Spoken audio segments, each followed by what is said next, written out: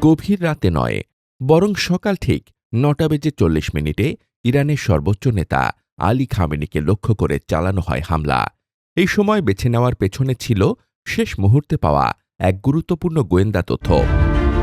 ইরানের শীর্ষ পর্যায়ের নেতারা একসঙ্গে কোনো বৈঠকে উপস্থিত থাকবেন, এমন একটি সুযোগের অপেক্ষায় ছিল যুক্তরাষ্ট্র ও ইসরায়েল। শনিবার সকালে কেন্দ্রীয় তেহরানের একটি কম্পাউন্ডে খামেনিসহ কয়েকজন জ্যেষ্ঠ সামরিক ও গোয়েন্দা কর্মকর্তা উপস্থিত থাকবেন, এমন তথ্য পাওয়ার পরই তারা দ্রুত সিদ্ধান্ত নেয়।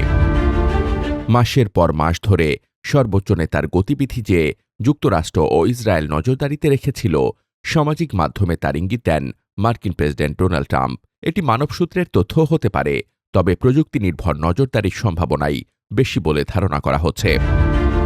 কখনো কখনো ইরানের গুরুত্বপূর্ণ কর্মকর্তাদের দেহরক্ষীদের গতিবিধিও অনুসরণ করা হতো।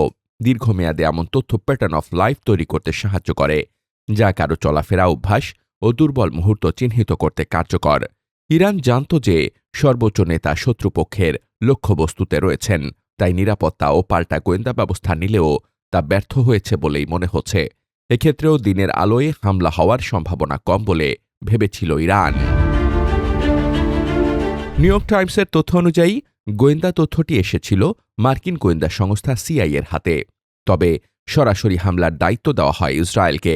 গুরুত্বপূর্ণ বিষয় হল, এই গোয়েন্দা তথ্য আগেভাগেই পাওয়া গিয়েছিল, যার ফলে যুদ্ধবিমান ব্যবহার করে দূরপাল্লার ক্ষেপণাস্ত্র হামলার পরিকল্পনা করা সম্ভব হয়। তেহরানে পৌঁছাতে ইসরায়েলি যুদ্ধবিমানের প্রায় ২ ঘণ্টা সময় লাগে, তবে তারা কত দূর থেকে অস্ত্র নিক্ষেপ করেছিল তা স্পষ্ট নয়।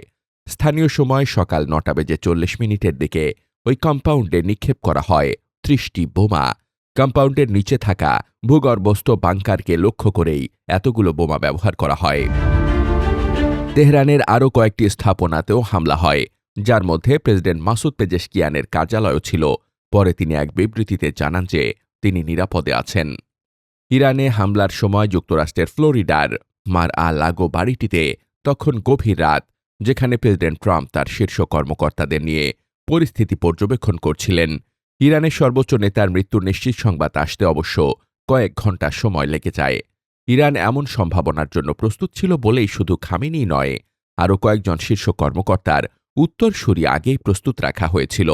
তবু এই হত্যাকাণ্ড সংঘাতের গতিপথকে কোন দিকে নিয়ে যাবে তা এখনও অনিশ্চিত।